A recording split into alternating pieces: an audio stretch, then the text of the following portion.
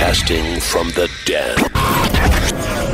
Radiopirate.com. Voici les Radio Pirates News avec Jeff.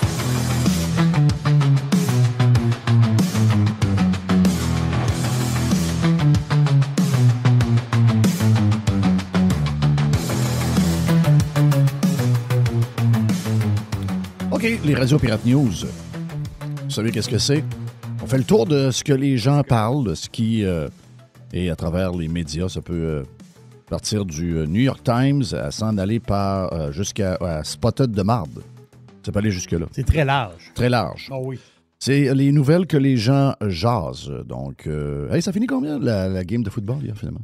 38-30 pour Détroit. Oh! Qui jouait à Baltimore. Oh, OK. Ben, j'ai vu le dernier jeu à la demi où Baltimore était arrêté à la zone début ou à peu près avec un 4e essai pour essayer de finir la demi avec un touché. Et je me suis dit, ça va coûter cher à la fin. Donc, victoire des Lions. Oh, oui, les Lions sont encore là. Ils montrent un peu de cœur, un peu comme leur coach, Mr. Campbell. Bon, c'est ça, les Radio Pirate News, c'est un peu ça. C'est un peu le but de Radio Pirate News, c'est de vraiment jaser de tous les sujets qui sont sur votre plate, sur votre table. Mais avez-vous l'impression qu'on est toujours en train de creuser notre trou? On a toujours l'impression que c'est... J'ai hâte qu'on ait des sujets où on annonce des bonnes nouvelles. Une fin d'une guerre. On annonce que finalement, il y a telle chose qu'on va faire, qu'on annonce qu'on va baisser les impôts, qu'on annonce que le gouvernement va boucler son budget tout en étant respectueux envers ses citoyens, qu'il va faire un genre de projet à un montant de 42 millions alors qu'il avait projeté 46. Tu sais, j'aimerais ça vous donner un paquet de nouvelles comme ça. Malheureusement, j'ai l'impression qu'on est toujours en train de virer dans le caca. Donc, c'est pas nous autres qui choisissons les nouvelles. Les nouvelles nous viennent à nous. Et ce qui est jasé, c'est pas mal ce que vous voyez devant vous autres sur vos réseaux sociaux. C'est ça qu'on prend. Et c'est avec ça qu'on s'amuse un peu dans les radios Pirate News. Donc, on les invente pas, on les crée pas. On essaye carrément de vous donner tous les sujets que les gens parlent un peu partout. Hier, en après-midi, on a fait un podcast avec Jay the Pilot. Qu'est-ce qu'on fait dans ce temps-là? C'est qu'on fait un genre de freestyle. On s'installe, on prend une tisane, on prend un thé glacé, on prend n'importe quoi qui est sans alcool, on vapote un peu et on jase de toutes sortes de patentes. Donc, si vous avez le goût d'écouter le podcast avec Jay the Pilot, mais il y a des choses qui ont changé depuis qu'on a parlé avec Jay. Entre autres, quelques minutes plus tard, 5 minutes après qu'on ait fini le podcast, on a su que Jimmy Kimmel était de retour à ABC à partir de ce soir.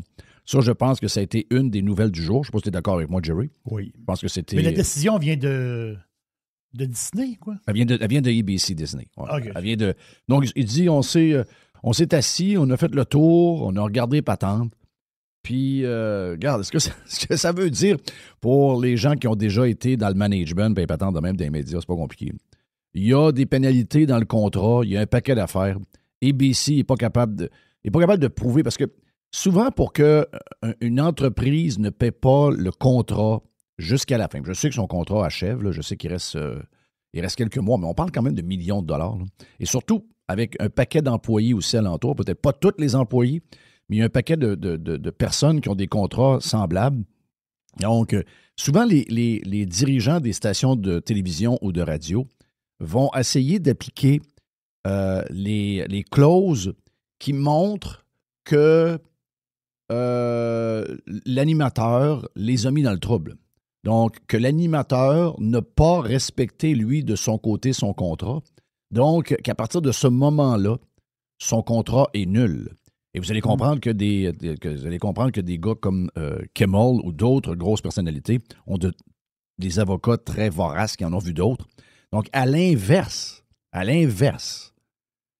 si le diffuseur, en prenant une décision d'exclure, et ça, c'est le genre de clause que très peu de médias au Québec ont, parce que c'est un petit marché de pauvres, mais dans les grands marchés, les gens qui ont des contrats pour de vrai, là, ben, d'un côté, tu as des pénalités, d'un côté, tu as des options pour sortir sans dommage, mais de l'autre bord, l'artisan va également avoir ses clauses à lui. Donc, si jamais Disney et ABC sont responsables d'avoir nui à la réputation de leur artiste en le limogeant, en arrêtant la diffusion de... Eh bien, il n'y a pas juste le contrat à payer. Il y a probablement une grosse, grosse pénalité à payer là-dedans. Donc, la vérité, c'est qu'il n'y a personne qui s'est parlé là-dedans. Là. OK? Il n'y a personne qui s'est parlé. La raison, c'est que une affaire de business. Disney et ABC n'ont pas le choix de le remettre jusqu'à la fin du contrat parce que probablement qu'ils ont vu avec leurs avocats qu'ils ont pris une décision un peu bizarre. Dans le sens que, il y a des choses insensées, des choses inhumaines qui ont été dites, mais c'est pas le seul qui les a dit. Là. Donc, probablement que les avocats ont dit, c'est pas mal nous autres qui va payer le gros de la facture. C'est pas nous autres qui va s'en tirer en donnant pas une scène au contrat de Kimmel en disant, ben, ton contrat est terminé, merci, goodbye. Donc, il va y avoir des dizaines et des dizaines de millions.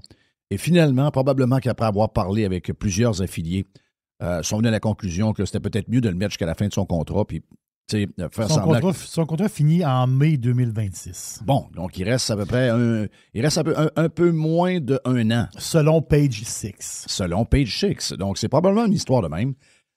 Certains, j'ai pas vu pour Nexstar, mais on a vu pour Sinclair. Quelques minutes plus tard, Sinclair, un des plus gros groupes d'affiliés de tous les réseaux. Donc, comme j'ai déjà expliqué, je tiens à le redire, c'est que les propriétaires des stations de télévision à travers les États-Unis, oui, les networks ont quelques stations. Ils ont peut-être New York, ils ont Los Angeles, ils ont peut-être Chicago, mais le reste, ce sont des propriétaires indépendants qui ont plusieurs stations de télévision à travers les États-Unis, affiliés avec différents networks en passant.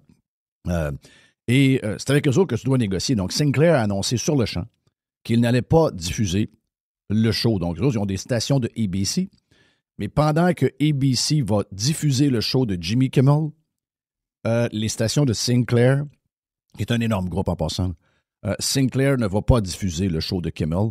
Ils disent, tant et aussi longtemps que Jimmy Kimmel ne fera pas des excuses publiques, tant et aussi longtemps que Jimmy Kimmel ne fera pas des excuses à la famille de Charlie Kirk, eh bien, il est impossible pour eux autres, pour une question morale, de rediffuser Jimmy Kimmel. Donc, et j'ai pas vu pour les autres parce que je sais que Nexstar était là-dedans. Est-ce que la décision va être prise aujourd'hui par Nexstar? Ce ne serait pas surprenant, mais probablement qu'on va arriver à la même conclusion. Donc, histoire abracadabra. Mais ce qui est drôle là-dedans, c'est que ça brise... On le voit que c'est business all the way. Là. OK, on voit que ce n'est que business. Et tous ceux qui ont parlé, qui ont braillé, qui ont crié, une chance qu'ils ont eu l'histoire du Tylenol hier pour changer de sujet, là. Mais tous ceux qui ont braillé depuis 5 jours sur la censure, sur le fascisme, sur le leader autoritaire et contrôlant que Donald Trump est, en enlevant un des vedettes du late night, de par son pouvoir, par le fait qu'il ne l'aime pas, eh bien, tout ça a déraillé hier très rapidement. Finalement, tout ce que vous nous avez annoncé pendant 5 jours, tout ce que vous nous avez dit pendant 5 jours, il n'y avait aucun lien avec Trump. Il n'y avait aucun lien avec le FCC. Il n'y avait aucun lien avec le gars qui est le head office du FCC qui est allé dans quelques podcasts. Il n'y avait aucun lien. C'est ça qu'il faut retenir. Votre Trump Derangement Syndrome est en train de vous limiter dans votre manière d'analyser les choses. Ce n'était qu'une seule et unique patente. C'était une histoire économique. C'est une histoire entre un gars qui anime avec un show de production et un diffuseur qui, lui, doit répondre à des affiliés. That's it. It's a business call, OK? It's a business call. Donc, c'est fait maintenant. Est-ce que si on va dans la même lignée, bien, probablement que Trump est responsable du retour de Jimmy Kimmel sur les ondes de ABC ce soir. Une chance qu'est arrivée l'histoire des Tylenol hier. Une chance, parce qu'ils ont pu partir sur autre chose. Ils s'en sont encore tirés. Vous avez l'air une gang de caves avec votre maladie mentale sur Trump. Trump n'avait rien à voir avec l'histoire de Jimmy Kimmel, telle que racontée ici le premier matin que c'est arrivé.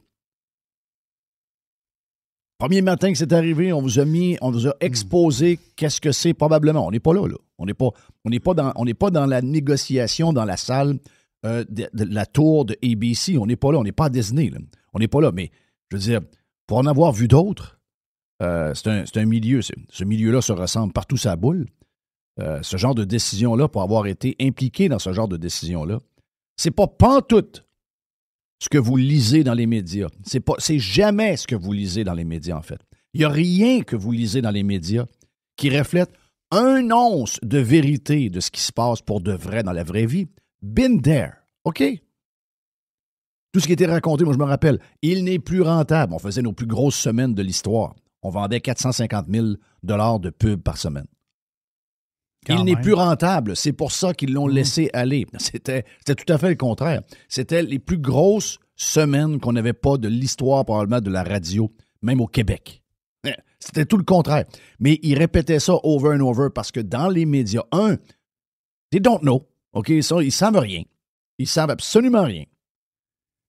Ils prennent toutes sortes d'experts lâches et surtout, ils sont de mauvaise foi. Donc, à partir de là, vous ne pouvez jamais avoir la vérité. Et c'est pour ça que je les traite depuis toujours c'est des fake news makers je dirais, de calibre professionnel. C'est calibre NBA, pas à peu près, là. Et c'est ça qu'ils font. Donc, on a l'exemple de ça. C'est exactement ce qui vient d'arriver encore sous nos yeux. Que tout le battage médiatique sur l'histoire de Trump et de Jimmy Kimmel était une histoire inventée pour monter et grimper tout le monde et commencer à faire broyer le monde sur des histoires de censure, alors que la censure existe depuis au moins une quinzaine d'années, mais c'est toujours les gens de l'autre gang qui sont censurés et les pleurnicheurs d'en fin de semaine ne braillent jamais quand quelqu'un de l'autre gang est censuré. Jamais. Il n'y a jamais de grands questionnements sur les autorités, il n'y a jamais de questionnements sur les médias eux-mêmes, jamais rien. Non. Là, c'était Trump. Donc, à partir de là, la démocratie est en danger. Notre liberté de s'exprimer, ceux qui appelaient la liberté il n'y a pas longtemps, eh bien là, du jour au lendemain, c'était les plus grands chevaliers de la liberté d'expression. Vous pouvez aller chier, ma gang de salauds. OK? Et là, cette nouvelle-là fait juste montrer comment vous êtes des gens complètement sautés sur le crinque. Le Trump Derangement Syndrome est un gros problème pour beaucoup de monde. OK? C'est un deal. C'est une patente. Et le retour, pensez-vous que Disney a le goût de remettre Kimmel en ondes? Non, ils n'ont pas le goût du tout. Et vous, avec les codes d'écoute qu'il y a, vous n'avez pas le goût de zéro de le remettre en ondes. La raison pourquoi ils le remettent en ondes, c'est qu'après de fortes négociations, ils savent que c'est dans la marde.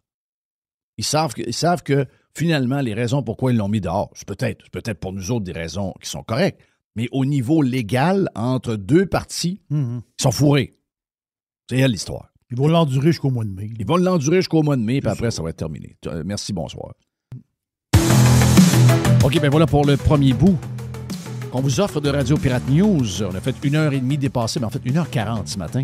On a un premier 15 qu'on vient vous donner. Un autre 15 à venir après la pause sur Radio Pirate Live. Every hour. Juste du bon stock. Radio.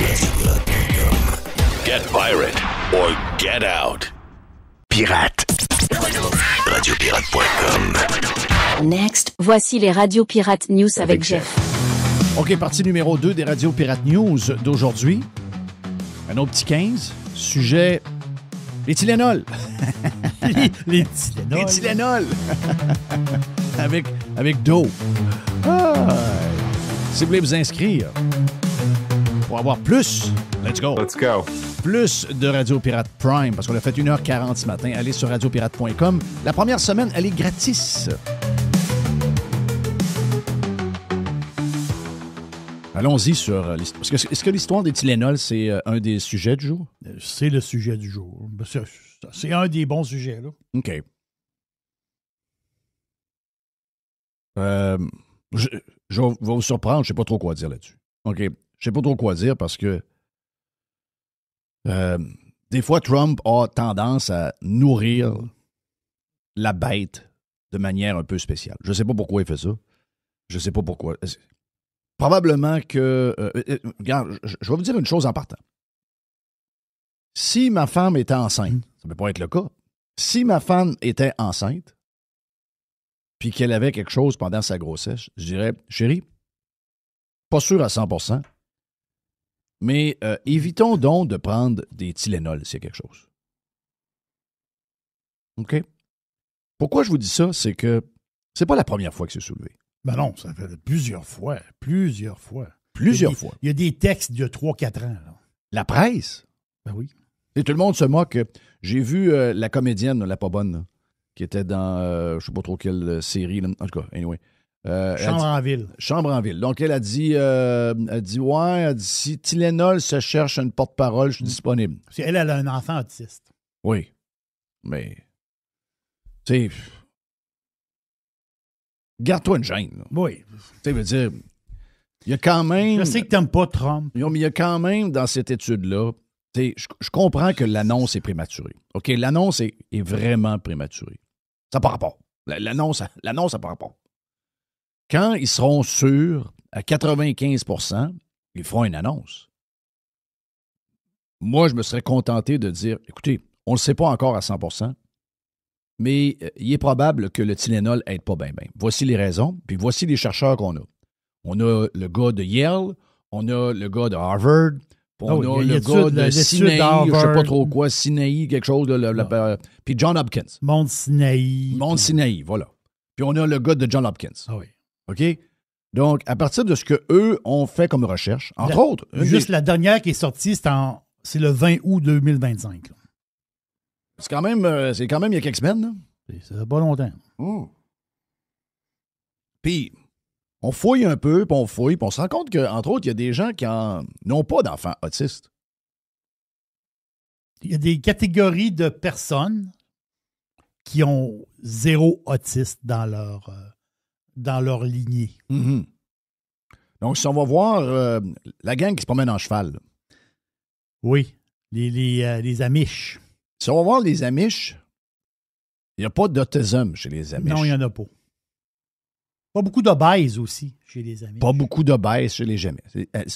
Chez les Amish. Ben, ils ne prennent pas de bouffe transformée. Ça, c'est la première affaire. Et eux autres, ils n'en ont pas. C'est quoi je vous dis pas que c'est à cause de ça. Je vous dis que dans les études qui ont été soulevées et ils ont essayé de trouver les groupes qui n'en avaient pas, puis ils ont dit c'est quoi les habitudes qu'eux ont pas comparativement à d'autres. Entre autres, c'est des gens qui ne prennent pas de Tylenol. Non, ils ne prennent pas de Tylenol. Donc, on n'est pas en train de dire qu'à 100%, les Tylenol, c'est ce qui est responsable de tout l'autisme. Mais ce matin, si vous voulez pas... Vous n'aimez pas Trump. OK, c'est correct. Vous n'aimez pas Trump, on le sait, vous êtes fous, vous êtes complètement fous, vous n'êtes plus capable de rien entendre de lui. Si Trump... Je vais pousser ça au maximum. Là. Si Trump dit « Ne mangez pas votre caca », ils vont-tu manger le marde le lendemain? Mm-hmm. Bon, ben, Chris, baissez d'un cran un peu. Là. Ben oui. Baisse d'un cran. Oui, baisse d'un cran, petite affaire. Baisse d'un cran. Pense un petit peu plus. Une coche. OK? Puis là, vous me dites, la science, c'est vous autres qui m'avez crié la science. Le gars d'Harvard, c'est un gars de science? Ça? Non, c'est un gars de science. Là. OK. Le gars de Yale, c'est un gars de science? C'est la science. Le gars de John Hopkins, c'est un gars de science? C'est la science. Le gars de Mont Sinaï, c'est un gars de science? C'est toute la science. Laissons la science à partir de là. S'il y a des scientifiques, je sais qu'il y en a qui ont sorti, ils ont dit non, le Tylenol ou l'acide, ça n'a pas rapport. OK, parfait. Mais à partir de là, qu'il y ait un combat entre les scientifiques. Que ceux qui disent qu'il n'y a pas de lien, le pauvre, et que ceux qui nous disent ouais, il y a peut-être un lien avec l'autisme et le Tylenol, ben allez plus loin dans vos recherches, puis allez prouver votre point. Ou sinon, dites, on s'est trompé, puis finalement, c'était pas ce qu'on pensait. Il y a 46, c'est ça. Il y aurait eu 46 recherches là-dessus. Là. OK, donc c'est pas quelque chose inventé par Trump hier. Là. Non, ça date de... OK. C'est plein de recherches tout le temps. OK, bon. Donc là, ça veut dire qu'on peut se calmer les nerfs. Là. On peut se calmer les nerfs. On peut se calmer les nerfs. Moi, si vous me le demandez, OK, je suis pas capable de vous dire, avec ce que j'ai entendu hier, je suis pas capable de vous dire que on a trouvé c'est quoi la cause. On a trouvé la raison. Je peux pas vous dire ça. Mais si demain matin, j'avais 30 quelques années, puis ma blonde est enceinte, et j'ai cette info-là, j'ai ma blonde, ben regarde, c'était des affaires qui ne vont pas trop, essayer donc de ne pas prendre à rien. Tylenol, on n'en prendra pas. Au pire, on va prendre de l'Advil. Mais là, ça, on ne touche pas à ça. On prend pas le risque. On prend pas le risque. C'est quoi qu'il y a? C'est quoi qu'il y a là-dedans? Là? Vous êtes injecté des vaccins qu'on n'avait pas étudiés. Des vaccins faits vite. On a des gens qui ont shoté down. On a des gens qui ont eu des problèmes cardiaques reliés à ça. Là. On s'est précipité parce qu'on a eu peur. On a eu peur de quelque chose. On a eu peur de mourir. C'est que le monde a peur de mourir. Vous allez mourir en passant. Vous savez juste pas quand. Vous allez mourir. Calmez-vous les nerfs. Je peux vous garantir une affaire, ça va arriver. Là. Donc, la seule affaire, c'est que ça se peut que ça arrive à 42, puis ça se peut que ça arrive à 25, ça se peut que ça arrive à 89. Donc, ça, vous le savez pas. Mais n'ayez pas peur de la mort. Parce que qu'est-ce qu'on peut voir ici, de ce temps-là, ça peut pas être pire l'autre bord, là. Parce que s'il y en a qui se demandent ouais, je vais-tu aller en enfer ou je vais aller au paradis, mais là, moi, je pense que l'enfer est pas mal ici en ce moment, là. On se déchire sur tout. Il y a quelqu'un qui vous annonce qu'il est possible qu'il y ait un lien direct entre le Tylenol et un enfant autisme. Et juste parce que Trump l'annonce, il y a des femmes enceintes ce matin qui vont prendre une quinzaine de Tylenol juste pour aller à contresens de Trump. Ils font ce qu'ils veulent de leur vie, mais ça veut dire, à un moment donné, ça veut dire, ma blague que je t'ai faite tantôt n'est pas si fausse que ça. Elle n'est pas si fausse que ça. Elle n'est pas si fausse que ça. Donc, si vous voulez prendre une chance de le faire, ben gars, c'est up to you. Là, je suis dans une étude, une patente une publication, OK? Biomédicale, là. Puis c'est relié à une université ici, là. Et l'étude, c'est que les autres, ils disent qu'il y a dans le monde entier, mais c'est pas quelque chose juste aux États-Unis, là. C'est dans le monde entier, il y a 50% des femmes enceintes qui utilisent régulièrement l'acétaminophène. Puisqu'il y a des pays où sûrement que les personnes n'ont pas accès à ces médicaments-là. Mm-hmm. Donc, ils ont comment dire, ils ont des études très larges dans le sens que il y a des gens sur Terre, il y a des femmes enceintes qui n'en prennent pas. Parce que, un, ils n'ont pas accès, ou deux, ils ne veulent pas en prendre. Vous entendez? Oui.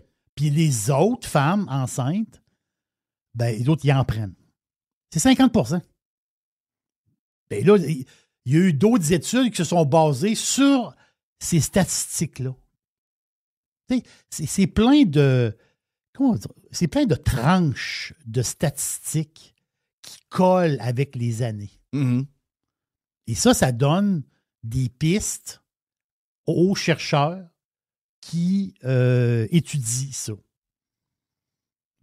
Est-ce que Trump avait à sortir ça hier? Est-ce que Trump avait à en parler hier? Là, il parle peut-être d'un genre de supplément. Mais juste te dire que JFK, pas JFK, mais que Robert Kennedy Jr., je me le mêle tout le temps, Robert Kennedy Jr. avait déjà glissé cette info-là il y a quoi, une quinzaine de jours. Mm-hmm. Donc, il y avait déjà, c'est pas nouveau, là. C'est pas quelque chose qui arrive de nulle part. Là, il y aurait une autre étude qui aurait un genre de produit, un stuff, une molécule que les femmes devraient prendre quand elles sont enceintes. Mm-hmm. Ajouter ça à leur alimentation. Bon. Ça veut dire, c'est une mouvance, là. Ça veut dire, c'est une mouvance. Mais comme tu dis, ça veut dire, moi, je suis pas une femme, là. Mais mettons que je suis une femme et je suis enceinte, je prends pas de Tylenol. Ben voilà, c'est juste ça qu'il faut conclure. C'est juste ça qu'il faut conclure, jusqu'à preuve du contraire.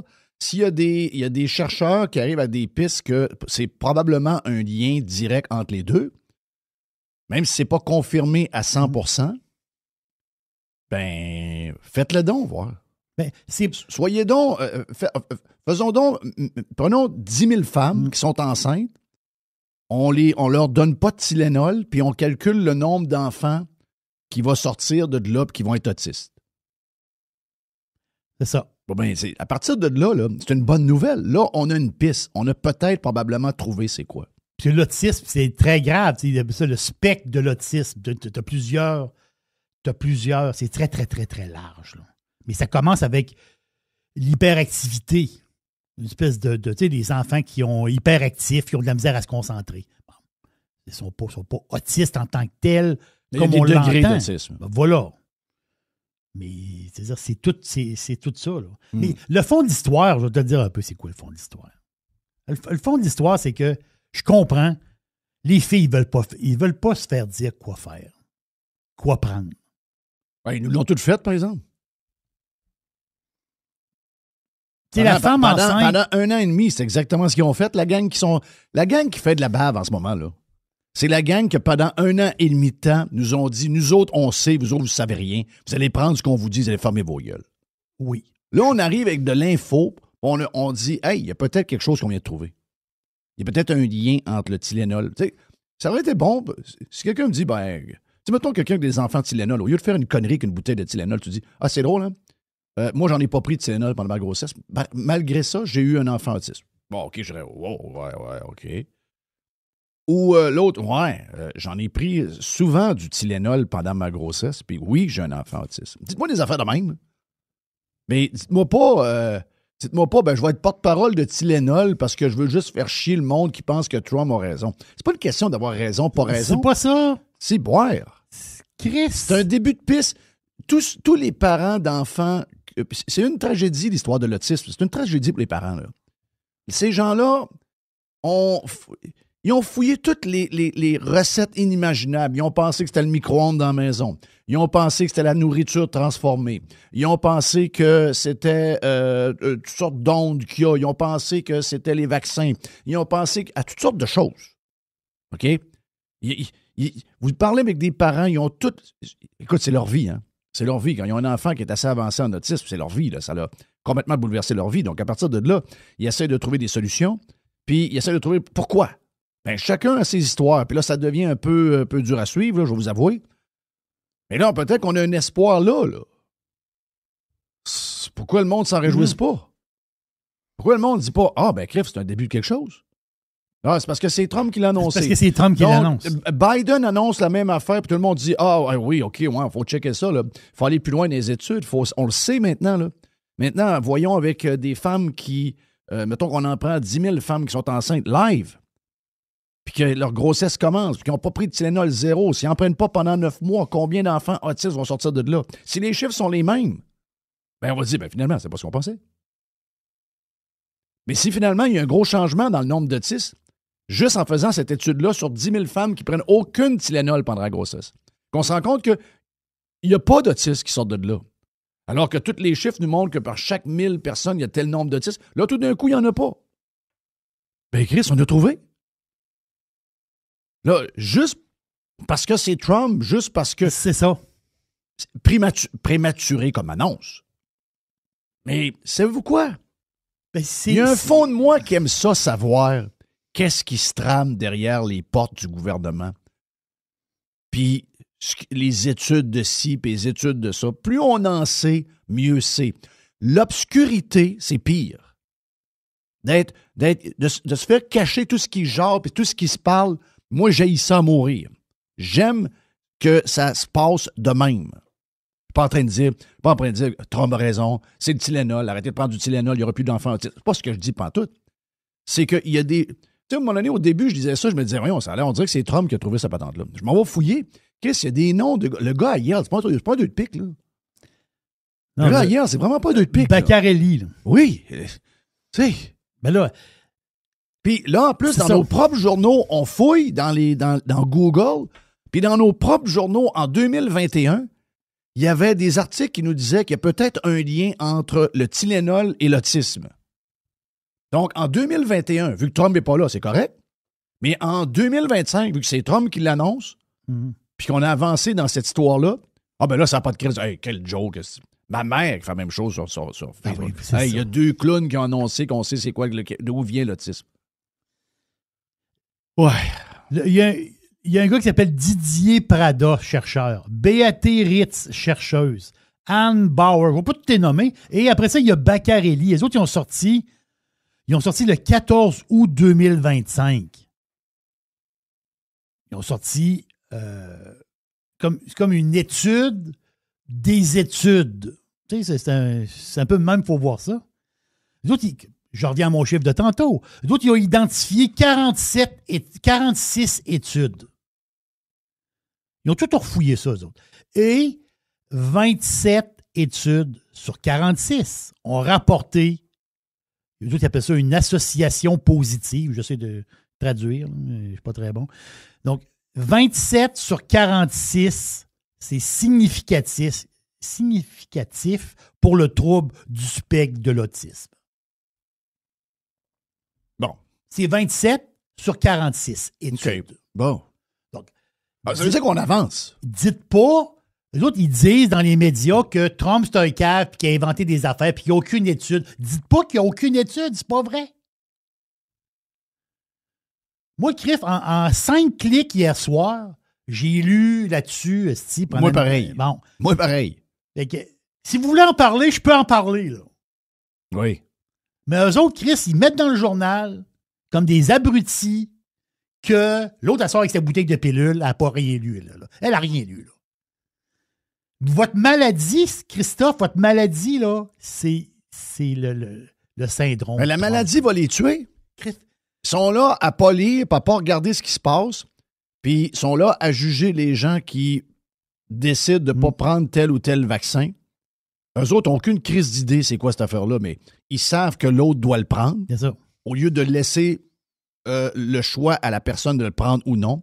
Voilà. Puis là, en même temps, le choix. Si, mettons, un proche est malade, puis qu'elle est enceinte, prenons le coup de Tylenol. Hein? On va montrer à Trump que c'est n'importe quoi. Ouais, prends-en des Tylenol. Il n'y a rien de mieux que ça pour qu'on est malade. Ça soulage. Prends-en des Tylenol. Alors qu'ils n'ont rien lu sur rien. C'est juste leur Trump Derangement Syndrome. C'est une maladie mentale, les amis. Prochaine étude qu'on doit faire avec John Hopkins puis avec le Yale. Il faut analyser ce qui se passe dans le cerveau de ces hosties de fous et ces hosties de folles-là. Là. C'est des pistes qui sont ouvertes. Laissez les pistes s'ouvrir. Oui. Puis si la fille est enceinte, ta collègue de travail est enceinte. Okay? Oui. Puis elle a mal à la tête, puis elle est au bureau, puis elle a mal à la tête. Puis ta voix prend des Tylenol. Ça, dis pas dessus. Là. Mais non. Elle a fait ce qu'elle veut. C'est ce qu'on voulait, nous autres. On voulait pas se faire dire quoi faire. Exact. On veut jamais se faire dire quoi faire. Pas compliqué. Là. Donc, si la fille est enceinte, elle décide de prendre des Tylenol. Elle en prend des Tylenol. C'est tout. Et c'est juste une piste qui est ouverte, mais le messager, il l'accepte pas. Exact. OK, voilà pour les 2 blocs de Radio Pirate Live. 1h40 total dans la version de ce matin sur la version Prime. Si vous en voulez plus, on fait le tour de toutes les nouvelles. Joe Hamel et la boîte plus tard. Faites partie de l'invasion.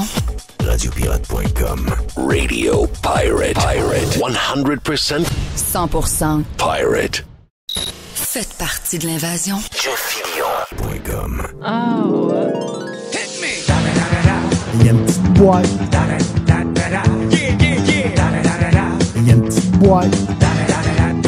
Hit me! Il y a une petite boîte. La boîte est présentée par qui, mon ami Jerry? Par Nassi Lab ou Nassi Biomed à nassibiomed.com. Jeff, il y a un couple sur 8 qui a de la difficulté à avoir des enfants.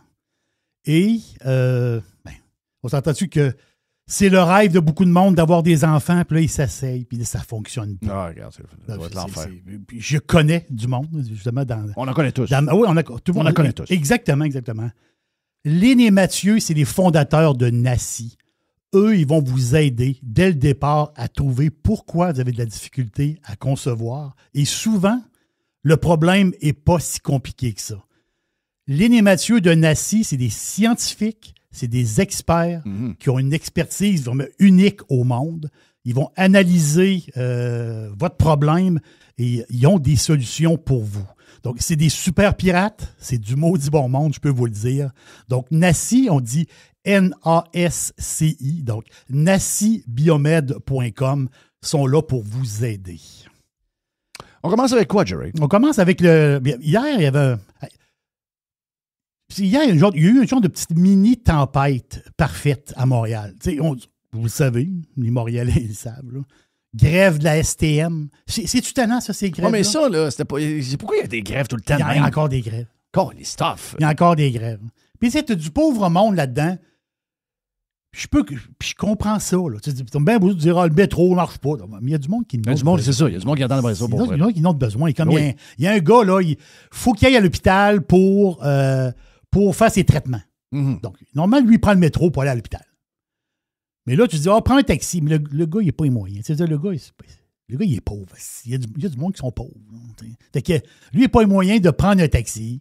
Il n'y a pas de transport en commun. Tu sais, ça met du trouble.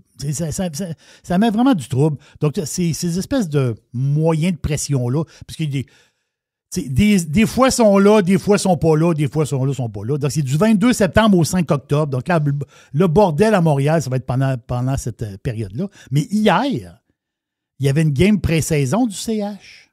Oui. Le Canadien a gagné 2-1. Il y avait-tu une couverture là-dessus? Laissez-moi tranquille avec ça. Non, c'est... Calmez-vous, Inaire. On était quasiment en finale à la Coupe Stanley. Non, mais tu sais, on n'a pas eu... Moi, j'ai suivi tous les playoffs. Il n'y avait pas cette couverture-là pendant les playoffs. On a eu des playoffs incroyables. Oui. Le Canadien, une fois éliminé, la couverture du hockey a été complètement arrêtée au Québec. Complètement. Complètement partie. Là, c'est pour un fucking match pré-saison avec plein de noms qu'on connaît pas. Mais non, c'est ça. Crissez-nous patience. Non, on va avoir 82 games. On va trouver ça long, la saison. C'est déjà rough jusqu'à Noël. Mais...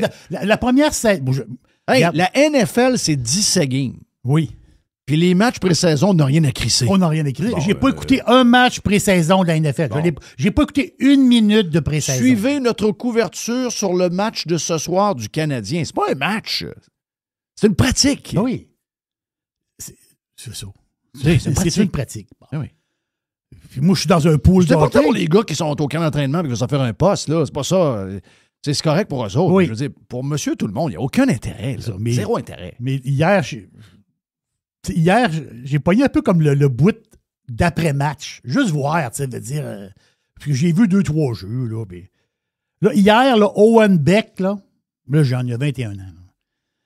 Il a joué à Laval l'année passée. Mais Owen Beck, hier, c'était Mario Lemieux. Là. Donc, Owen Beck, c'était... Hier, là, Owen Beck, là, s'il était extraordinaire, il est bon. Il n'est pas bon, il est très bon. Non, il n'est pas très bon. Il est très, très, très, très bon. Puis là, dans le show de fin de soirée, là, on parle du Canadien. J'ai ouvert ça 10 minutes, juste pour voir. Le Owen Beck, puis il est bon. Non, il est tellement bon. Mais là, lui, c'est un centre. Y a-tu une place pour lui à Montréal? Non. Non, mais ça fait 15 minutes que vous parlez de Owen Beck comme si c'était une méga star, mais il n'y a pas de place pour lui à Montréal. La discussion est terminée. Donc, les matchs pré-saison, on l'a pas à les écouter. C'est ça que ça veut dire. Le meilleur, le top du top. Okay, le meilleur. Le top de la game, ils ne sont pas dans le club. Le top de la game, il n'est pas dans le club. Fait que Christophe, on va attendre que la saison commence, là. Arrêtez, là. C'est là. By the way, au centre, on l'a Suzuki, on l'a Dak, on l'a Newhook, puis on l'a Evans. Et si tu veux mettre l'autre, il faut t'en tasser un. Fait que, non, il n'y a pas de place pour lui, mais il est bon. Hey, l'histoire de... Ça, c'est... les histoires, parce qu'il y a plusieurs histoires. Les histoires des problèmes informatiques qui n'en finissent plus, là. Tu sais, SAQ clic, puis l'autre patente. En parlant de ça, juste aujourd'hui, juste te dire une nouvelle, j'ouvre une parenthèse vite parce que c'est Skeptique qui a envoyé ça dans le groupe. New York, trouvé un paquet d'équipements hardware que des... Là, on n'a pas de détails, là, mais ça vient d'arriver ce matin. C'est probablement le FBI qui a trouvé ça. Là. Donc, on a trouvé de l'équipement avec des gens qui menaçaient de menacer des membres du gouvernement et des autorités. Et le système qu'ils ont trouvé aurait pu paralyser tout le système de cellulaire dans le coin de New York. Hein? OK. As-tu des affaires qui se brassent? Non, du terrorisme... économique, du terrorisme, c'est du blackmailing, un paquet d'affaires, c'est l'enfer. Donc, nous autres, on y va avec quoi? Les affaires informatiques, là, c'est des dépenses de fous, on le sait, c'est des problèmes majeurs. La SAAQ clique, ça l'a réveillé bien du monde. Là. Mais tu as la patente dans la santé, tu as l'autre patente là. En réalité, là, le gouvernement, il y a 177 projets il y a d'autres qui appellent ça du rehaussement technologique. C'est drôle de dire ça de même, là. Mais, parce qu'il y a un projet qui est... L'affaire, c'est que c'est pas toutes des grosses affaires. Mais ça montre que...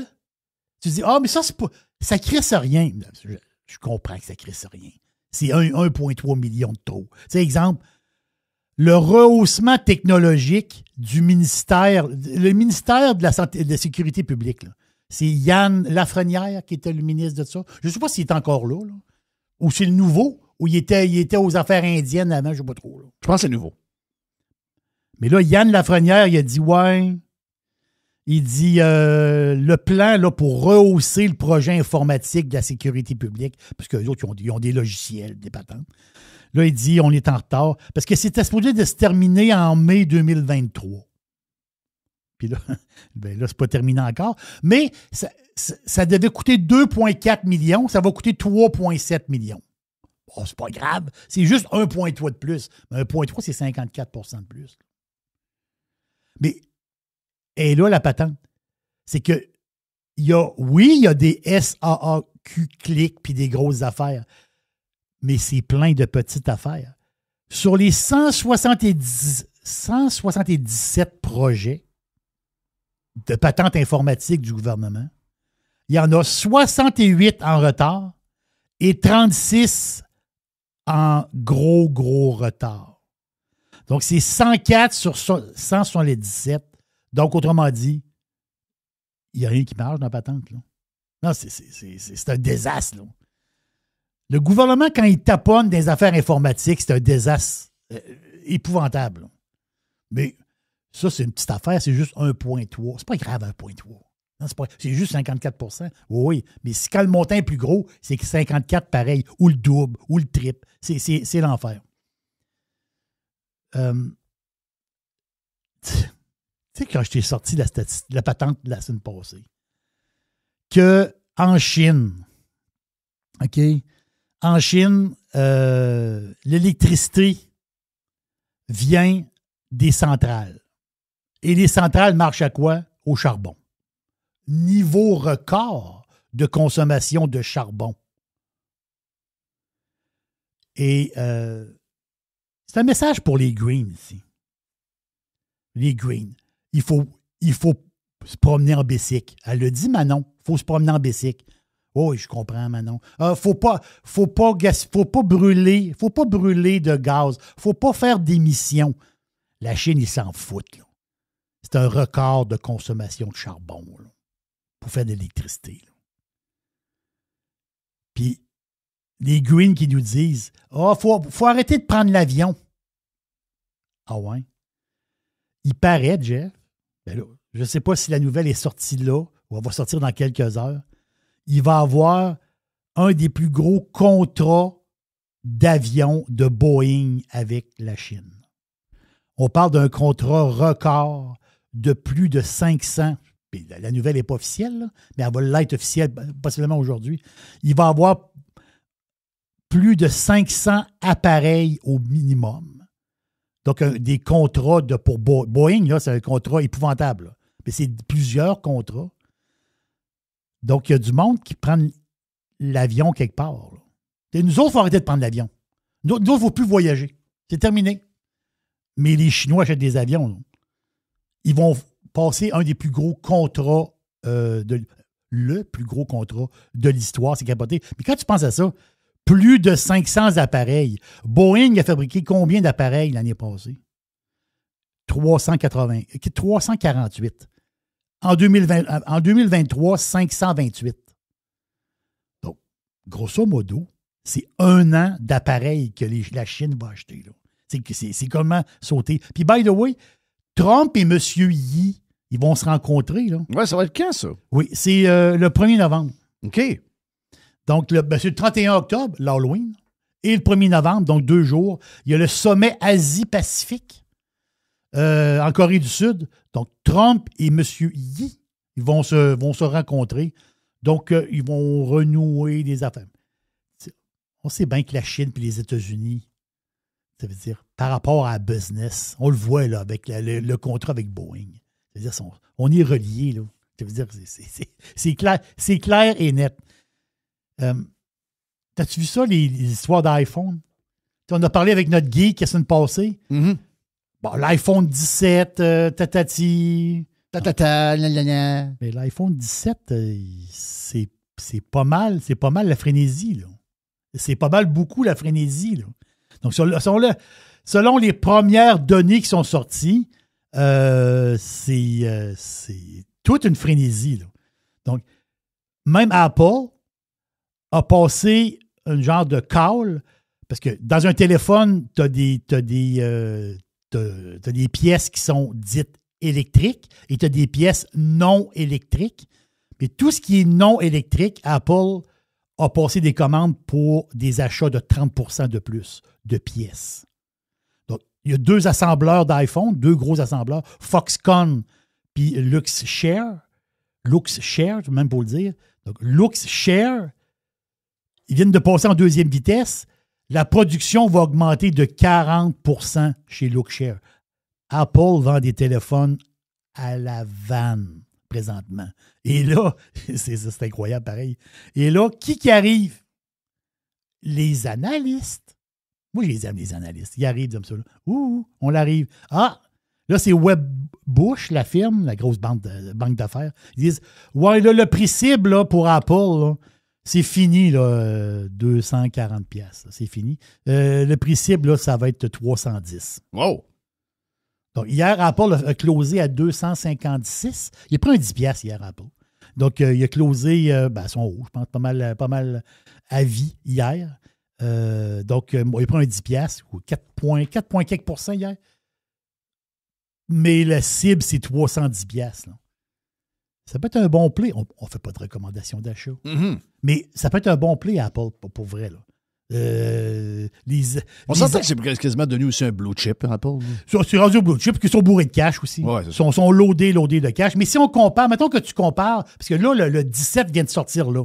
Mais si on regarde, mettons, à l'automne l'année passée, l'automne 2024, quand ils ont sorti le 16, il n'y a pas eu d'effervescence, le 16. Oh oui, il sort le téléphone. Mais il y a quand même du monde qui arrive au bout, puis ils disent, là, il faut changer. Puis, tu veux dire, des fois, il y a du monde qui s'en foutent. Là, ils ne veulent pas avoir le nouveau, ou il achète un 15.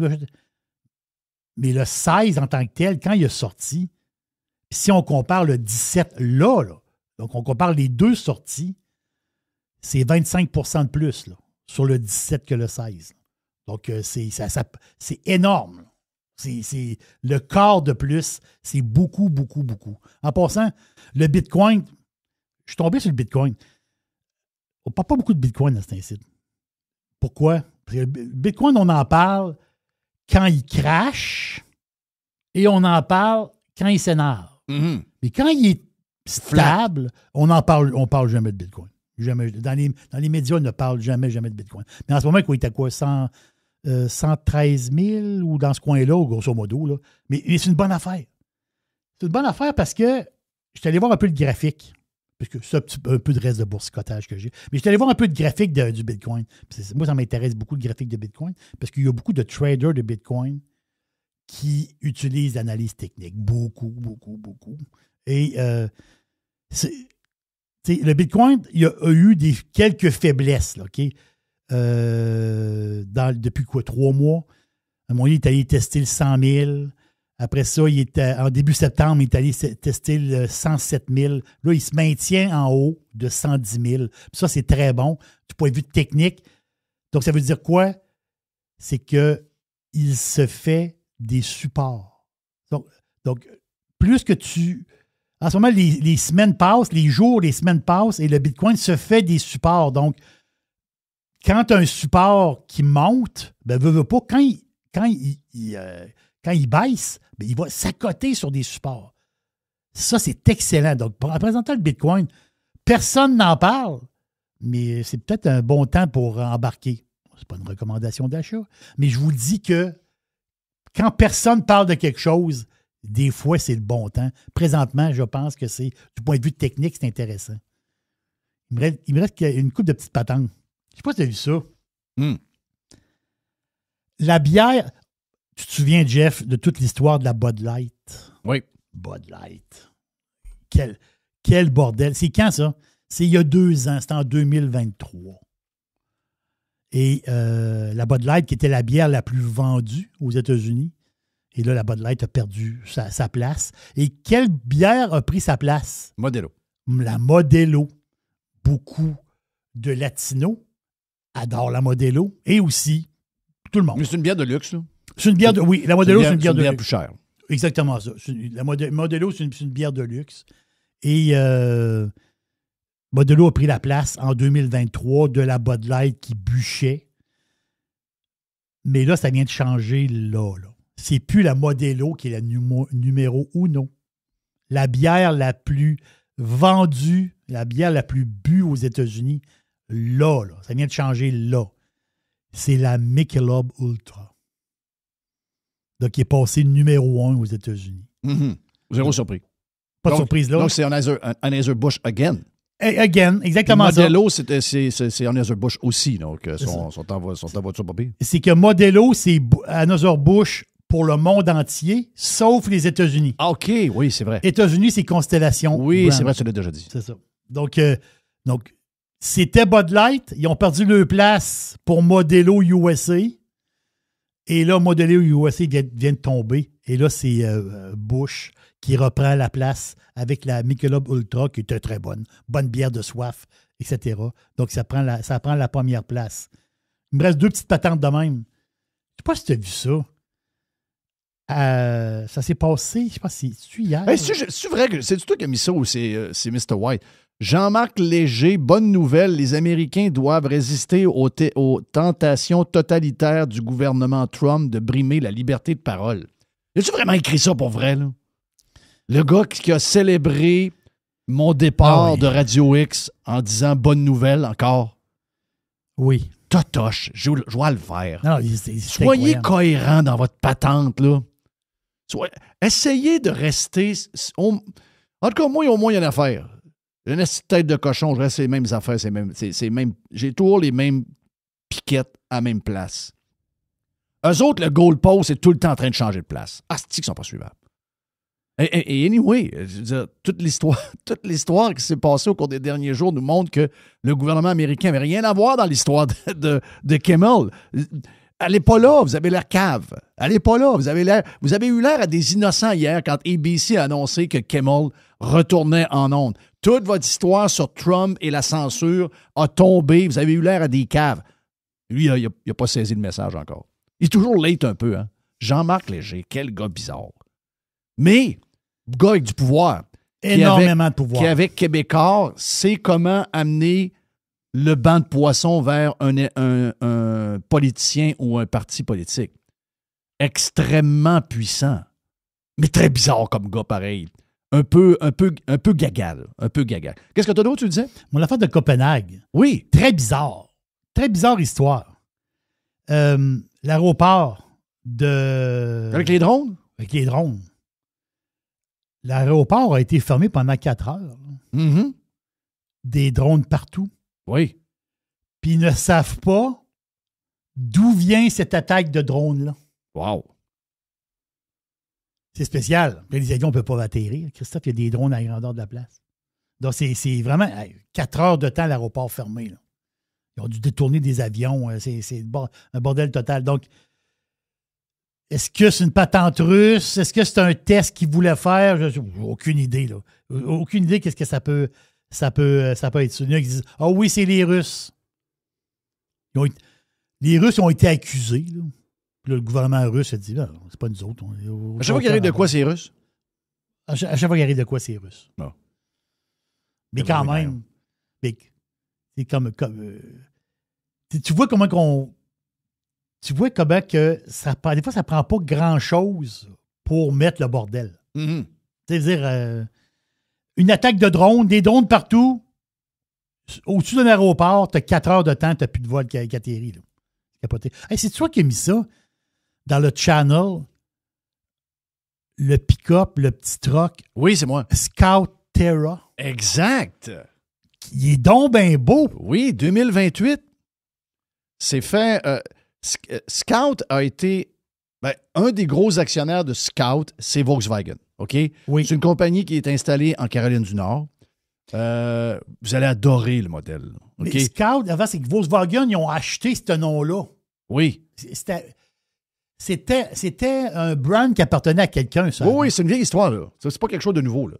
Je vais aller voir Scout. D'où ça part de où, ça? Donc là, il y a un modèle électrique puis il y a un modèle hybride aussi. Il y a un modèle où les deux, c'est des modèles électriques, mais il y a un modèle où vous pouvez extensionner le nombre de milles sur votre batterie avec un moteur à essence, une genre de génératrice qui produit l'électricité pour remplir la batterie pendant que vous roulez. OK? Donc ça, c'est un gros... Mais c'est le look vintage, mélange vintage et moderne de la patente. Et le modèle que moi, j'ai regardé, OK, qui va sortir en 2028. Les annonces ont commencé en passant. Là. Vous écoutez le football? Vous écoutez ESPN? Il y a des annonces de Scout. Là. T'es sérieux? Ben oui! Donc, il y a déjà des précommandes. Parce que le premier va sortir en 2028. Puis, excusez-moi, là, le modèle que moi, j'ai regardé, c'est tout un char. Là. Ça arrivait à 60 000 US. Je comprends, je sais qu'une fois le Canadien, je comprends patente, là. Mais t'as un Christy de troc, là. En tout cas, moi, tu sais, le troc avec le genre de moteur à gaz qui permet de faire la génératrice et de remplir. Moi, je pense que ça, c'est l'avenir. Je pense que le vrai avenir, c'est elle. Mais allez voir le look de ça. Allez voir le look des tu sais, Rivian, c'est correct, là. Pas tout le monde qui aime ça. Moi, Rivian, personnellement, je le trouve beau. Ma blonde le trouve laid à mort. Ma blonde a dit, c'est laid. J'ai montré celui-là, elle a dit, oh, là, ça, c'est beau parce que dans les modèles, il y a deux modèles. Les deux modèles, il y a un genre de look vintage. Ça nous rappelle un peu le vieux Bronco, on va le dire. Là. Exactement. Tu sais? Donc, très beau. Scout. Parce que Scout, le brand, comme tu as dit, ça appartient à Volkswagen, qui ont acheté le brand. Oui. Mais initialement, là j'apprends quelque chose. Là, en même temps que je vous parle. Là. Le nom Scout, ça appartenait à International Harvester.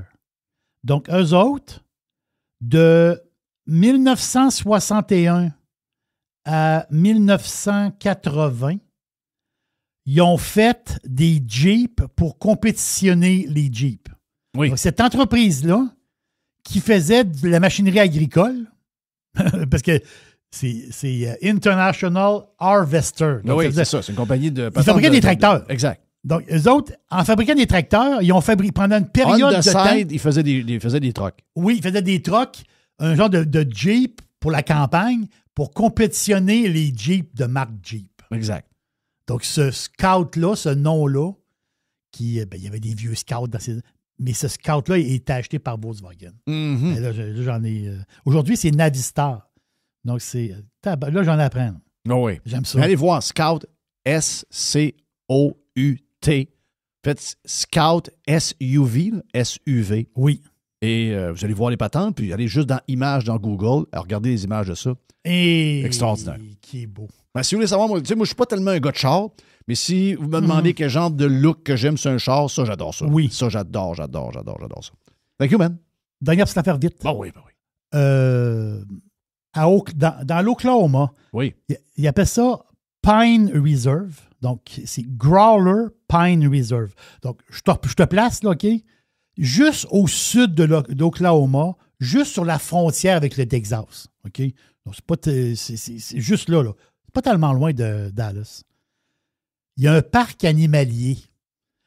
Le gars, genre de petit zoo privé. Le gars, il fait sa business. Mais dans son zoo, le gars, il y a des tigres. Ah, il se pense qu'il a été mangé. Ah oui. Mais ça, c'est le chum à l'autre. C'est le chum à... le blond. Là. Le blond. C'est Keten qu'on a vu le show à Netflix. Exactement ça. Mais lui, son parc, puis lui, il vivait de ça. Il y avait 8-9 tigres. Des belles bêtes. Il y en a un de ses tigres, un de ses chums qui l'a emmené. Il l'a emmené dans la cage. Le gars, le tigre, il a réglé son cas. Mm-hmm. Goodbye. Terminé. Ouais, c'est des animaux, hein. Non, c'est... Des animaux sauvages. Puis quand tu vois des vidéos, c'est des gros toutous. Mais à un moment donné, quand le tigre se tanne... Ça finit. Et on finit la boîte en saluant nos amis Jerry. Je te laisse aller avec ça. C'est nos amis, c'est Mathieu et Lynn, qui sont tout à fait extraordinaires. Des pirates. Hein? Oui. C'est des pirates. Donc, la boîte vous a été présentée par Nassi Lab Clinique en fertilité. Certains couples ont un projet d'avoir les enfants, puis ça ne se passe pas comme prévu. Okay? Vous avez de la difficulté, ça ne fonctionne pas. Lynn et Mathieu, c'est des pirates, c'est des chercheurs experts dans le domaine de la fertilité. C'est leur spécialité. Donc, on peut les rejoindre. Ils vont vous faire une évaluation, les tests médicaux. Et, ça, c'est pas des blagues, ils ont des clients partout au Canada. Ils ont des clients même aux États-Unis. Donc, tu vois, c'est des vrais spécialistes. C'est des vrais experts. Ils vont vous aider. On peut les rejoindre à nassibiomed.com. Donc, NASCI biomed.com. Il y a une petite boîte. Il y a une petite boîte. Il y a une petite boîte. Radio Pirate. Do you like it? Yeah. RadioPirate.com. Juste du bon stock. La radio pirate de Jeff Fillion. RadioPirate.com. Priez pour vos vies. Bitcoin.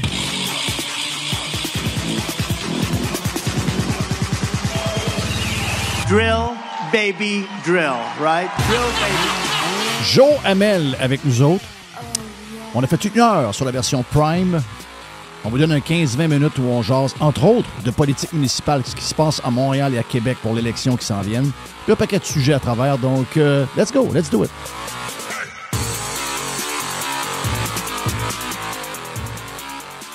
C'est quoi le building? D'ailleurs, c'est quoi le nouveau building de 64 logements à venir où il n'y aura aucun stationnement de voitures et 64 stationnements de vélos? C'est ça? Et voilà, c'est ça. C'est ça qui limite, Jeff, la construction de...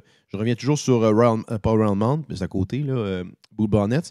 Pourquoi aucun promoteur? Ça, c'est... Blue Bonnets, là, c'est probablement la zone non développée en territoire municipalisé la plus grosse en Amérique, probablement en Amérique, là.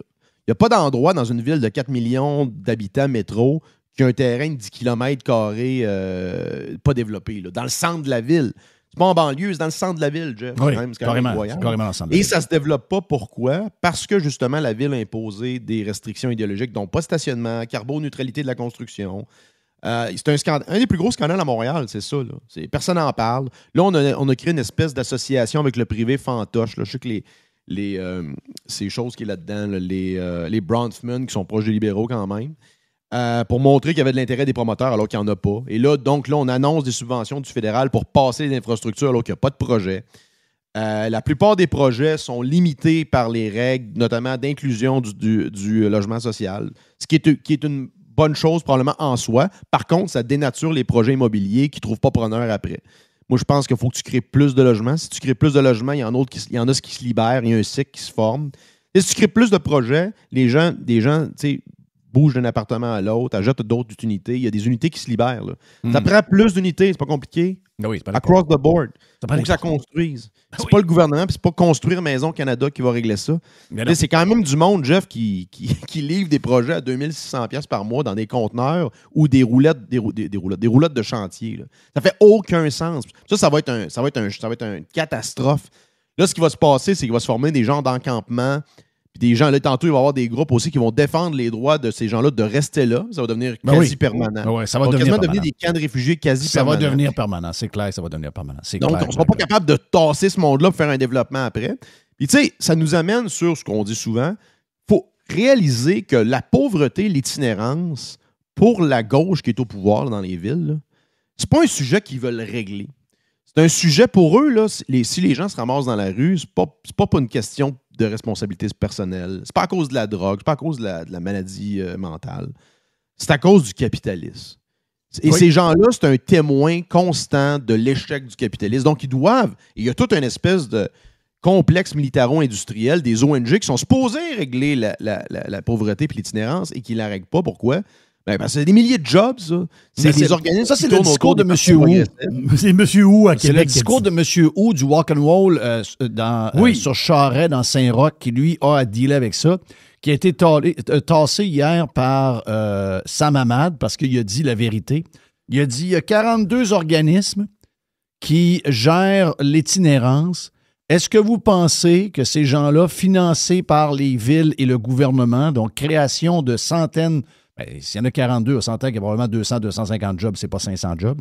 Ces jobs-là sont financés par l'État, par les subventions. Ce sont des gens qui ont... Est-ce que M. Wu, c'est un gars c'est un Québécois né à Québec. Oui, son nom est d'origine chinoise, mais c'est un gars de chez nous, puis c'est un gars qui récupère un commerce là. Il sait ce qui se passe. Les itinérants font des caca tous les matins dans sa porte de son commerce. Donc, lui, il dit, j'ai tout fait, moi. Il dit, je rencontre tout le monde. Puis il dit, ces gens-là n'ont pas aucun intérêt à régler le problème parce que si on règle le problème, il n'y a plus d'argent pour l'organisme et ils n'ont plus de job. Et c'est aussi la vision qu'a la gauche radicale au pouvoir à Québec et à Montréal, c'est que ces gens-là doivent demeurer. Il n'y a personne qui parle des envoyer dans des camps de concentration. Là. Probablement ses paroles à lui, je n'ai pas entendu ce qu'il a dit, là, mais tu sais. C'est parce que ces gens-là ont des problèmes, ils sont quand même dans la société, puis ça crée des problèmes dans les quartiers. Tu sais, rappelle-toi l'histoire de l'île du crack. Il y a quand même des gens qui se piquent à côté des CPE, les sites. Là. Oui. Donc, je ne sais pas c'est où dans le range des valeurs de la gauche, d'ailleurs, qui ont été quand même exposées dans les dernières semaines. Là. Dans les 2 dernières semaines, on a quand même vu votre échelle de valeur. Là. Oui. C'est quand même sur la tombe de quelqu'un qui vient de mourir. Là. Quand même. Donc, ça, c'est quand même un réveil quand même pas pire là-dessus. Là. Mais non, c'est bien résumé. Puis des monsieur où, il y en a ici, il y en a plein à Montréal. Là, regarde, on en profite pour parler des 2 campagnes. On va parler des 2 villes principales. Là. Il y a des élections partout, puis il y a des élections importantes. À Longueuil, c'est pas mal réglé. Là. Je pense qu'il n'y a pas vraiment de candidats. Il y en a un, là, mais c'est réglé. Laval, c'est réglé. Il y a des weirdos à Sherbrooke. Il y a une weirdo à Saguenay. Il y a le gars en espadrille à Québec. Il y en a partout, là. Donc là, il y a des places plus importantes que d'autres. Les 2 places plus importantes, c'est Montréal et Québec. Montréal, on évite à tout... vraiment, il y a une stratégie médiatique de ne pas parler du tout de M. Thibodeau. C'est clair, net et précis qu'ils ne veulent pas en entendre parler. Ensuite, à Québec, on a... Puis ça, c'est un peu de la faute de notre gang. Notre gang a décidé qu'on devait sacrifier Stéphane Lachance parce que les médias ne parlaient pas de lui. Pour le gars qui s'est présenté à la toute fin avec un nom connu, un ancien ministre qui est Sam Hamad, en connaissant très bien qu'est-ce que Sam Hamad a été. Et là, qui est jeté en dessous du boss. Puis là, qui est jeté en dessous du boss parce qu'il y a une campagne tout croche. Son organisation est probablement pas sérieuse. Puis le gars fait gaffe par-dessus gaffe, il en gaffe. Oui, il y a les médias sur le dos, mais c'est un peu infligé par lui-même, on va se le dire, là. Mais les gens de droite et les conservateurs ont à apprendre de ça. C'est à nous à propulser les Stéphane Lachance. C'est à nous de ne pas attendre après les médias traditionnels pour décider de choisir le candidat. On l'a fait un peu avec Éric Duhem aussi. On le fait avec Lachance. On le fait avec Thibodeau à Montréal. On essaie de... on n'aime pas le maire actuel. Il est trop à gauche. Donc, c'est qui qu'on doit prendre pour le battre? On va prendre Sam Hamad. Oui, mais Sam Hamad... il n'est pas ce que tu nous parles à tous les jours. Il n'est pas ce que tu veux. J'ai rien contre le gars personnellement, mais c'est des genres de gars mous qui sont rendus en fin de carrière, qui arrivent dans une campagne où ils vont d'ailleurs, même pas pour les bonnes raisons, ils vont pour se refaire une genre de réputation politique parce que ça a mal fini pour eux autres. Mais dans le fond, quand on fouille la carrière politique de Sam Hamad avec Jean Charest puis avec l'autre après, ça a été une carrière de mollasson. On ne retient pas grand-chose de ça. Malheureusement, ce pas des gens qui ont livré de grandes affaires qu'on se souvient. On ne s'en souvient pas zéro. Donc, on s'attend à quoi? On fait ça dans leur prime, là, dans leur pic, alors que là, 15 ans plus tard, ils vont arriver et ils vont prendre le taureau par les cornes avec tous les problèmes des villes. Ils vont faire face aux médias, au régime. Non. Ils ne feront jamais face aux médias. Ils ne feront jamais face aux médias. Donc là, on avait la région de Québec, c'était clair. Puis le gars, il est là depuis longtemps. Même M. Thibodeau est là depuis longtemps aussi. Il avait commencé à l'autre élection. Les deux ont un parcours similaire. Je trouve que Stéphane Lachance est encore mieux organisé que quiconque. Son parti est crissement mieux organisé que celui de Sam Hamad. Ses points sont clairs. C'est clairement le meilleur. Là. Moi, je l'écoute parler, puis de la manière qu'il aborde les enjeux, puis c'est la clarté aussi, puis la simplicité de ce que devrait être une administration municipale. C'est ça le point. On l'a laissé tomber. On l'a laissé tomber. Puis ça, c'est notre gros problème. Ça, on a ce problème-là à régler. Il va falloir savoir. Il faut se mettre derrière des candidats puis des équipes, puis il faut briser le mur de l'inertie. Et ça commence à pas. Là, j'imagine que M. Wu, j'ai pas suivi l'histoire, mais ils l'ont tassé, I guess. Ils l'ont tassé, oui, fini. Et voilà. Donc, en fait, les raisons qui ont poussé l'équipe de Hamad à aller le chercher, là, sont plus valides. Là. C'est-à-dire que le gars, il a dit quelque chose qui est. Je pense qu'il n'a pas parlé d'exterminer pas du tout. Les personnes itinérantes. Là. Il n'y a rien d'extrême dans son discours. C'est juste, c'est quelqu'un qui... De tous ceux qui sont là, incluant le gars qui était à Centraide avant, le gars qui connaît plus l'itinérance à Québec, le candidat, c'était lui. Bon. OK? Ben, c'est ça. Parce qu'il le vit à tous les jours depuis 25 ans. La température monte un peu. Là, ça, c'est probablement une noyauté d'anciens attachés politiques du PQ et du PLQ. Voilà. Ça panique à la première secousse. C'est généralement là, beaucoup de peureux là-dedans. Donc, ils sacrifient des candidats comme ça. Généralement, tu vas perdre ta base aussi.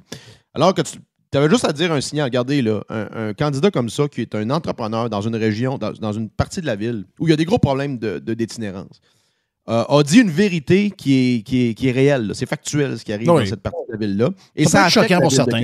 Ça peut être choquant pour certains. De Montréal aussi. Oui. Donc, ce que vous voulez, là, la contrepartie de ça, c'est des administrations qui vont tolérer, ils vont même, par la bande, encourager la propagation de ce phénomène-là. Et c'est tout. Et ça va empirer. On le voit maintenant dans des quartiers qu'on ne voyait pas avant à Montréal. Des quartiers qui ont empiré. Là. Même le plateau, c'était pas de même avant. Là. Le plateau, il n'y avait pas tant de problèmes itinérants. C'est rendu dans à peu près tous les quartiers, sauf à Vieux-Montréal, mais ça commence. Donc, d'ailleurs, c'est généralisé. Revient sur. Elle dit je pars avec le sentiment du devoir accompli. Non. Oui. Montréal, Montréal a décliné sur tous les aspects. Montréal est plus sale. Elle va plus loin que ça. Montréal est plus encombré. Montréal est moins fluide de ses routes. Montréal est plus dangereux avec une explosion des crimes violents, tant dans la rue que dans les transports en commun. C'est quand même spécial. Là. On l'a vu, Montréal-Nord croule sous les vidanges. Il ramasse plus les vidanges à Montréal-Nord. Ouais, puis arrêtez de dire que c'est de la faute des Haïtiens si ça croule ses vidanges. C'est la ville qui est... Tout le monde paye le taxe. Arrêtez de tourner ça de bord là, sur l'histoire de... Tous les sujets sont reliés à l'immigration. On a une ville qui ne fait pas le job, OK? On a des politiciens élus qui ne font pas le job. On a des fonctionnaires qui sont supposés dire au col bleu, va-t'en là, fais ci, fais ça. Et Plante, elle n'a pas juste dit qu'elle est comme contente. Elle a dit, dans 10 ans, les gens vont me remercier. C'est là où je vais devenir une bonne mairesse. L'ampleur du désastre. On réalise déjà l'ampleur du désastre. Et tu vois, là, ici, la situation à Montréal, c'est que là, c'est Ensemble Montréal, je pense, qui est Soraya Martinez, une ancienne députée du Parti libéral du Canada. Aussi. Ici, c'est un peu la même chose qu'Hamad. Il semble y avoir il y a quand même des gens d'affaires qui ont noyauté cette campagne-là pour tenter de l'amener. Elle a quand même fait des déclarations. Tu vois, elle a dit qu'elle va réviser toutes les nouvelles pistes cyclables. Bon, est-ce que ça va être suivi? À voir. C'est quand même assez tiède là, comme approche. Mais bon, je pense que le play, c'est d'aller vers une transition, sortir du régime Plante, aller vers quelque chose qui est un petit peu plus modéré, ne serait-ce que marginalement. Mais oui, ça se fait aux dépens d'une vraie équipe qui pourrait changer de quoi, qui est par exemple M. Thibodeau, qu'on ne voyait pas quand même. Je te dis, là, à part de... Depuis qu'il a fait ton interview, puis il a fait quelques interventions, dont à Cube. Moi, j'ai vu que dans les médias sociaux, on le voit beaucoup plus. Là. Il y a clairement plus de visibilité dans les dernières semaines, mais il est tard, Jeff. Il aurait fallu que ça se passe il y a un an. Il aurait fallu que les gens d'affaires se mettent derrière un gars comme ça. Un gars qui. Mais c'est quoi le fond? C'est quoi le. OK, enlevons les médias traditionnels pour les vieux. Là, je connais, la Christine Tonne, je suis tanné de l'entendre. Mais c'est quoi le fond? Je vais juste.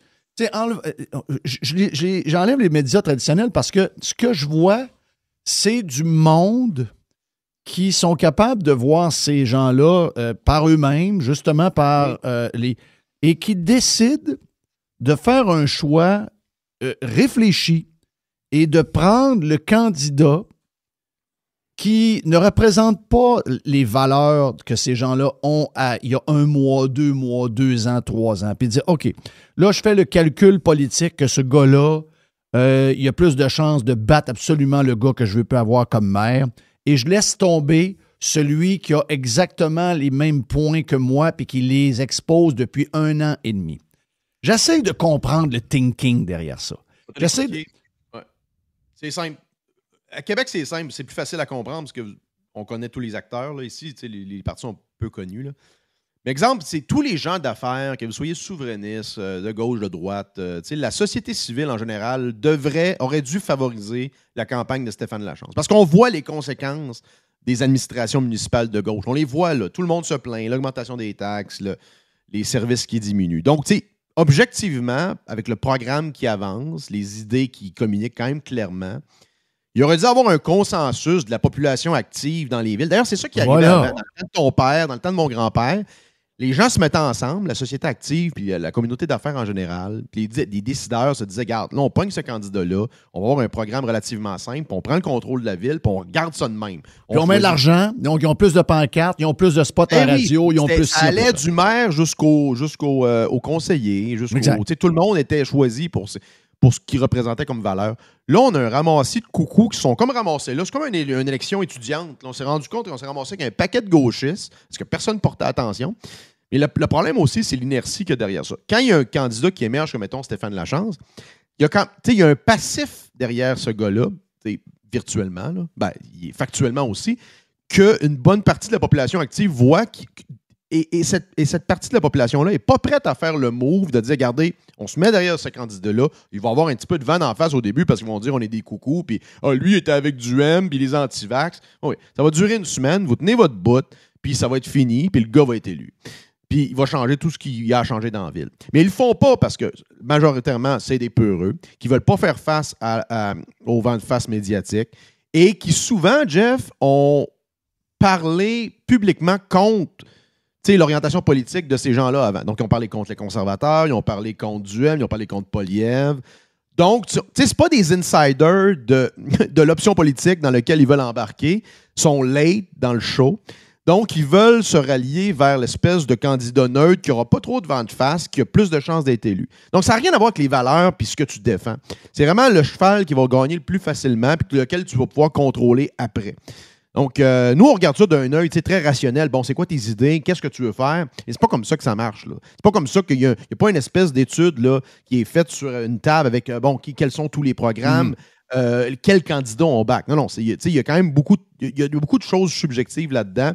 Et l'élément qui distorsionne toute l'équation, c'est l'élément médiatique et le faux consensus qu'il impose sur la société. Là. Le petit Tiger vient d'embarquer. Le petit Tiger vient d'embarquer. Hey, sauf que, puis je suis d'accord avec ton point à 2000%. Sauf que, moi, c'est drôle, hein?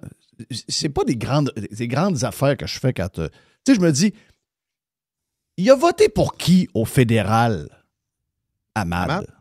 Il a voté pour qui au provincial? Bon, peut-être Poilievre, peut-être, je sais pas. Oh non. Il a voté Carney, c'est sûr. OK, il a voté quand Carney. Trudeau était là, il votait Poilievre. Quand Carney est arrivé, il a voté Carney, certain. Probablement. Après ça, au provincial. Bon. Il a voté libéral, c'est sûr. Pas sûr qu'il a voté libéral la dernière. Ouais, non, t'as raison. Tu sais, libéraux, on dirait que c'est comme ils ont le même nom, mais c'est plus en tout la même affaire. Mon feeling, c'est qu'il a voté CAQ. Je pense qu'il y avait un clivage entre Anglade et lui, et cette gang-là, la gang initialement. Exact. Donc, mon feeling, c'est qu'il a voté pour Guilbeault à l'élection. OK? Donc, il s'est C'est parce qu'on n'oublie pas que Guilbeault l'a remplacé, hein, quand lui...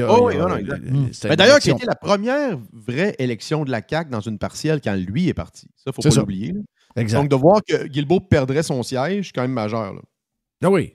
Donc là, à partir de là, tu fais ces affaires-là. Il me semble que... la seule raison pourquoi j'en parle, ultimement, probablement que Marchand va être élu, puis probablement qu'à Montréal, le genre de dauphin de Valérie Plante, malheureusement, Rabouin va être élu. Regarde, non, je pense pas. Je pense que ça va être l'autre Martinez. Tu penses? Oui, là, il n'est pas bon, Rabouin. Là. Puis là, il y a une division, il y a comme une autre partie de gauche. Mais les médias ont choisi qui à date? Les médias sont de quel bord? Lui essaye de le pousser, mais il est pas... Il y a vraiment un essoufflement de projet Montréal. Je pense que l'autre va gagner. Là. OK. Bon, ça, au moins, c'est peut-être au moins une première demi-victoire. Il y a quand même une partie de la tumeur qui est enlevée. Là. Oui. Québec, moi, j'ai l'impression que Marchand rentre. Mais après ça, là, il va falloir qu'on jase. Il va falloir qu'on se parle. Il va falloir... Tu sais, je lis Spotted de marde. C'est ton sujet récurrent. Oui. Non, mais sais-tu pourquoi je vais dans Spotted de marde puis dans Spotted service? Il y a service de marde, puis c'est parce que c'est le monde ordinaire.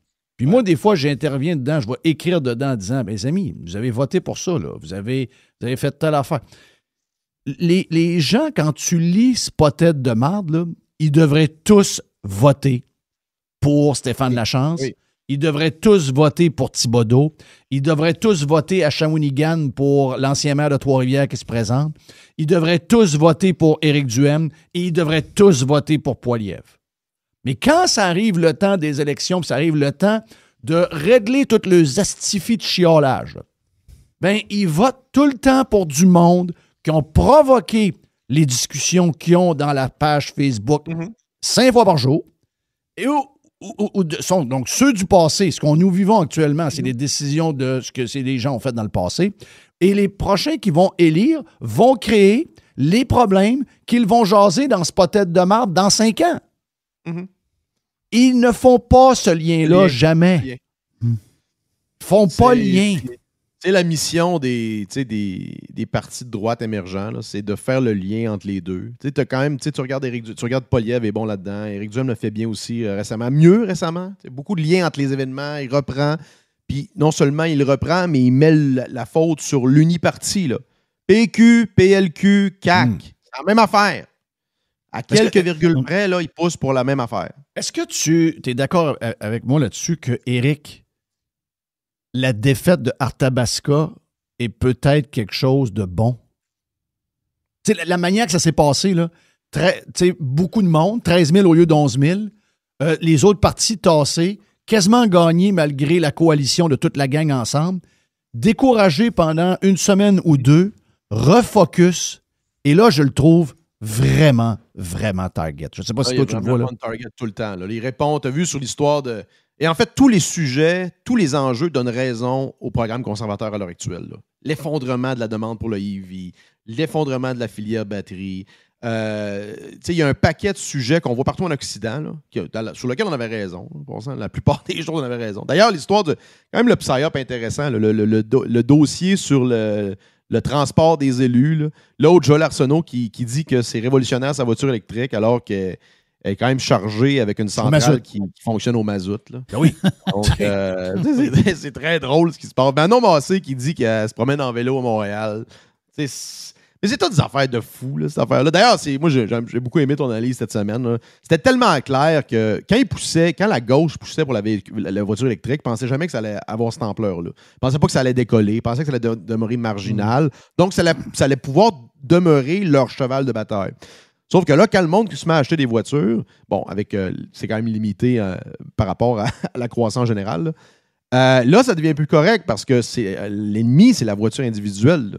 C'est pas la voiture à essence. Mais eux autres, c'est parce qu'ils pensaient qu'en faisant la promotion de la voiture électrique, ils venaient se battre de manière idéologique avec nous autres. Nous autres, ils ne comprenaient pas que nous, on n'avait rien du développement technologique d'avoir une diversité au niveau du moyen de propulsion d'une voiture. On s'en calisse, OK? Que ce soit une Tesla, que ce soit mon truck au diesel, le truck de ma blonde au diesel, we don't care, OK? On veut juste avoir le choix, puis on veut juste pas se faire dicter par des règles qui doit gagner et qui doit perdre. C'est ça notre point. Eux autres, ça les a déstabilisés. Ils disent, OK, finalement, ils ne sont pas tant contre ça. On pensait des écœurés, on pensait des piqués. Finalement, ils sont pour. Ils ne sont pas contre. Ils aiment ça, eux autres, avoir plein de choix technologiques. Ah ouais, on ne avait pas vu de main. Donc, finalement, l'auto est devenu l'auto générale avec un grand O à battre. Et là, le symbole qui est devenu, là, c'est devenu, en plus, c'est drôle parce que c'est devenu l'ennemi juré. Là, la compagnie qui a le plus de succès là-dedans, c'est Tesla.